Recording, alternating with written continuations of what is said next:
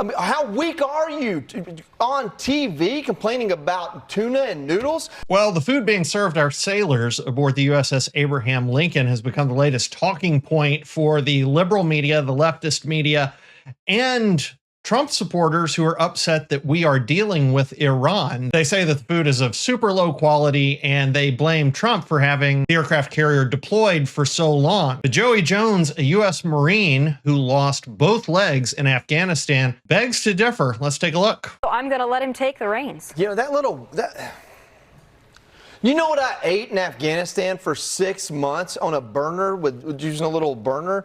I ate ramen noodles. I had to pull the seasoning packet out because I had too much sodium in it, and I put tuna packets in it. That's what I ate. And you know what? I was happy to have it because the alternative was an MRE or something cooked by the Afghan guy who was too stupid to be given a gun, and they let him be the cook. And so if I wanted something spicy, test my fate a little bit, I'd go get a bowl of whatever he made in that giant, urn thing that he had. I mean, how weak are you on TV complaining about tuna and noodles? I'm sorry. You volunteered to serve your country.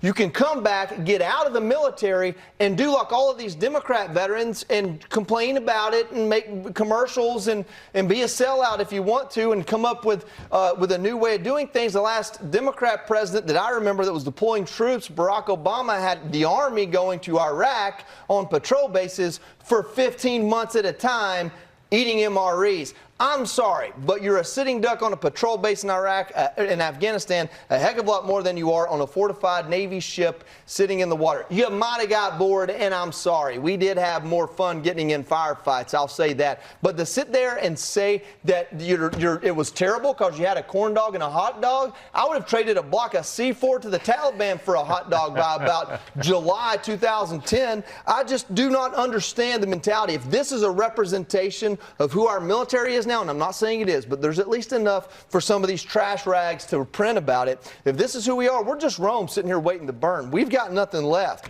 It makes me fume. If he sat there and said, we didn't have any clean water to drink, we couldn't take a shower. I mean, well, I didn't get to take a shower for about 6 months, but still, something that has something to do with hygiene or, like getting sick. There was a scurvy outbreak and, the guys that were missing legs were only given wooden pegs instead of metal ones. Then maybe I might have some sympathy.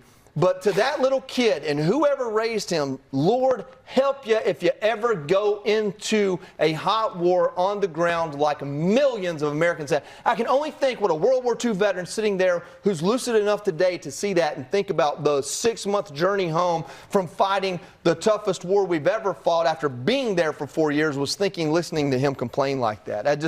The Secretary of the Navy put out his response. That's my response. End of story. Well, there you have it. He's exactly right. We have become so weak that we can barely face any hardship at all. And remember, the alternative to this was letting Iran get a nuclear weapon. So that's where we are now. Lots of Americans and the American press are unwilling to confront a potentially nuclear threat run by insane religious fanatics because of corn dogs. Literally. Because of corn dogs. Part of this is what happens when you demonize masculinity. Strength and toughness goes down the drain, and all of a sudden, you find your society willing to risk nuclear conflict over corn dogs. For the Western Journal, I'm Josh Manning.